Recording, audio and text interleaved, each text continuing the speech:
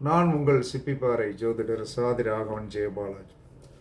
சுக்கிரன் ஒரு ஜாதகத்தில் கெட்டிருந்தால் திருமண பந்தம் பிரச்சனை, அதற்கடுத்து சிற்றின்ப வாழ்க்கை பிரச்சனை, கல்யாணத்தில் பிரச்சனை போன்ற அனைத்து விதமான துன்பங்களும். அப்போ சுக்கிரனுடைய தோஷமுடைய நட்சத்திரத்தில் போய் பிறந்தவர்கள்,